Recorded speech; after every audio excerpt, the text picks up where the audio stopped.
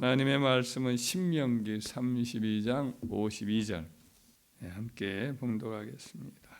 네가 비록 내가 이스라엘 자손에게 주는 땅을 맞은편에서 바라보기는 하려니와 그리로 들어가지는 못하리라 하시니라. 아멘. 오늘 이 본문 말씀에서는 이제 하나님이 모세에게 가나안 땅을 이제 눈앞에 둔 그 모압 평지인데 약속의 땅 가나안을 바라보기는 하지만은 그 땅에는 들어가지 못할 것이다 이렇게 말씀합니다. 그 말씀대로 이제 그 모압 평지 위에 있는 느보산이라고 하는 산 그 가운데 피스가라고 하는 봉우리 꼭대기에서 약속의 땅 가나안을 저 단으로부터 부엘세바까지 하나님이 보여주어요. 굉장히 그 넓은 그 팔레스타인 땅 전체를 이렇게 다 볼 수 있게는 해주셨지만은 그러나 그 땅을 밟지는 못하게 하셨죠. 모세의 소원은 그가 그동안 참 가슴으로 품고 자기 백성으로 이끌어왔던 그 이스라엘 백성을 다 그 땅으로 인도하여서 함께 그 땅을 차지하고 누리는 것을 보고 싶었겠지만은 그러나 그러지 못했습니다. 결국은 이 말씀대로 그가 들어가지 못하고 그 땅에서 결국 죽게 되고 하나님의 천사들의 인도함을 받아서 그 영혼은 하나님께로 가게 되었죠. 사실 모세가 40년 동안 그렇게 충성을 했어요. 참 얼마나 그 백성들을 사랑하여 자기 영혼을 자기는 구원 못 받아도 이 백성은 하나님이 건져달라고 기도하면서 그 백성을 위해 헌신을 했는데 이렇게 그 소원이 이루어지지 못한 것은 참 아쉬운 대목이 아닐 수가 없습니다. 그런데 왜 이렇게 되었는가? 이것은 모세가 이제 율법을 상징하기 때문에 그렇다 이렇게 이해할 수 있습니다. 모세를 통해서 하나님이 이스라엘 백성들에게 그들이 약속의 땅에 들어가면 이 말씀을 지키며 살라고 하는 하나님 백성의 헌법과 같은 그와 같은 말씀이 모세를 통해서 주신 율법인데 모세는 바로 이게 율법을 상징하는데 율법으로는 구원을 얻을 수 없는 그것을 보여줘요. 에발산에서 이제 저주를 선포하라고 할 때 그 여러 저주를 할 때마다 백성들이 아멘을 하게 이렇게 명령을 합니다.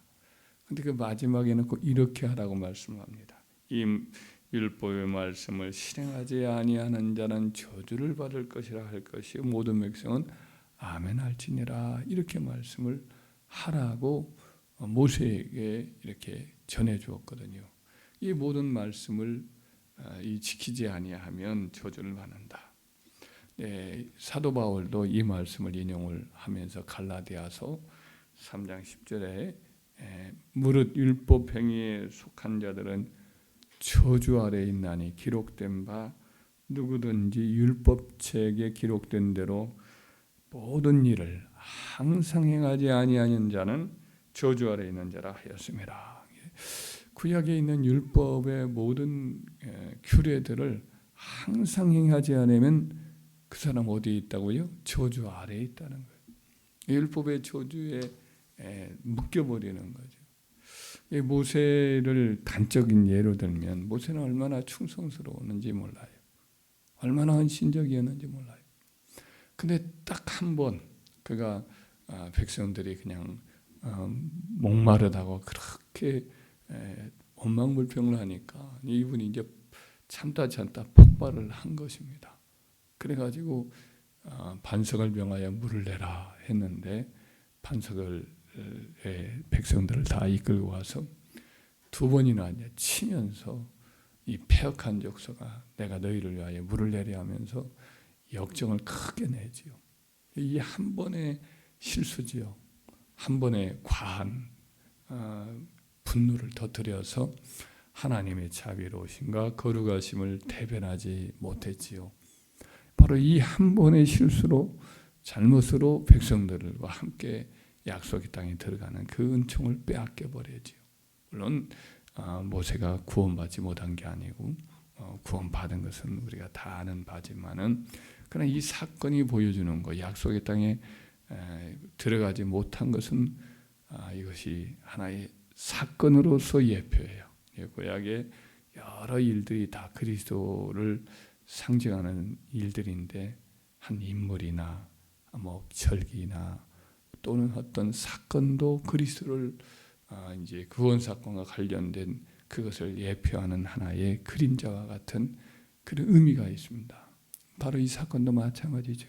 그렇게 충성은 그러나 단 한 번으로도 이것을 잘못을 하였을 때 그것이 곧 영원한 저주 아래 처하게 되는 상황에 떨어지는 거죠.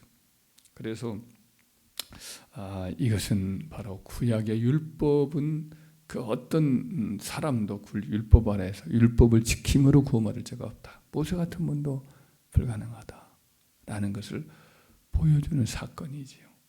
반면에 이제 여호수아를 통해 그의 후계자였던 여호수아를 통해서 이스라엘 백성들이 약속 땅에 들어갑니다. 이 여호수아는 바로 우리가 알다시피 예수님의 이름과 똑같지요. 예수님의 이름은 이제 헬라어로 예수님이고 유대인식의 히브리식 이름으로 말하면 여호수아거든요. 그래서 이 여호수아를 통해서 모세는 못 들어가고 여호수아를 통해서 이스라엘 백성이 약속의 땅에 들어가요. 이것은 은혜로 들어가는 거지. 하나님이 여호수아, 제2의 여호수아, 완전한 여호수아이신 우리 주님을 통해서 구원을 받는 거지. 은혜로 선물로 이와 같이 약속의 땅에 들어가는 것을 보여주는 내용이 바로 이제 모세는 못 들어가고 여호수아는 이스라엘 백성을 통해서 들어가는 것을 가르쳐 주고 있는 것이죠. 오직 우리가 구원받는 것은 예수 그리스도의 십자가에 대해서 죽으심과 부활하심으로 인해서 그를 믿는 자들이 값없이 은혜로 구원받는다. 복음으로 구원받는다. 이것을 우리는 기억하고 우리 구주 예수 그리스도의 대속의 공로로 인하여 은혜로 구원받은 사실을 항상 기억하고 행위로 구원받지 못한다.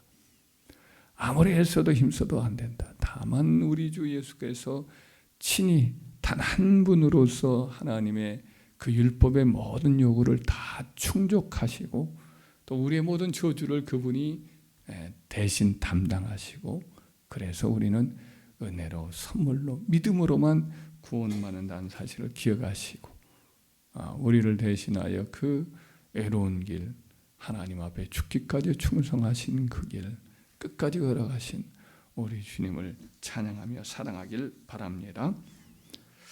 때로는 우리가 이 땅에서는 마땅히 치를 여러 가지 고생도 있어요. 수고도 있어요.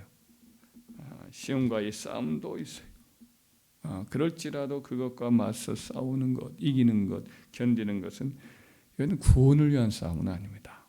구원을 위한 싸움은 아니고 우리 주님께서 이미 구원을 이루는 싸움은 홀로 다 치르셨고 이기셨어요.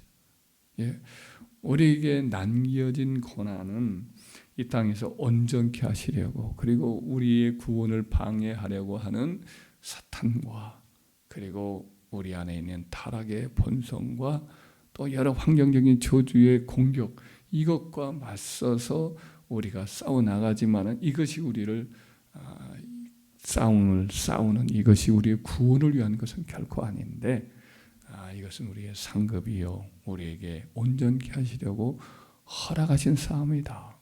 그러니까 이 싸움이 있을 때 낙심하지 말고 더 우리 주님을 더 의지하고 그 공로를 더욱더 붙들고 하여튼 믿음으로 행하는 저와 여러분 되길 바라요. 이것을 위해서, 이 싸움을 잘 싸우기 위해서 오늘 구원을 인치신 성령께서 우리를 도와주실 것입니다. 그리고 모든 것이 우리가 알거니와 하나님을 사랑하는 자 곧 그 뜻대로 부르심을 입은 자들에게는 모든 것이 합력하여 선을 이루신다 그랬어요. 그래서 우리가 때로는 어려움도 있고 환경적인 여러 시험도 있고 참 견디기 힘든 여러 가지 장애도 만나지만 그것을 통해서 우리를 온전케 하셔요. 더 주님 가까이 하게 만들고 십자가의 우리 주님의 구속의 은혜의 그 축복들을 더 마음껏 우리가 받아 누리게 하시는 그와 같은 과정으로 삼는 것이다.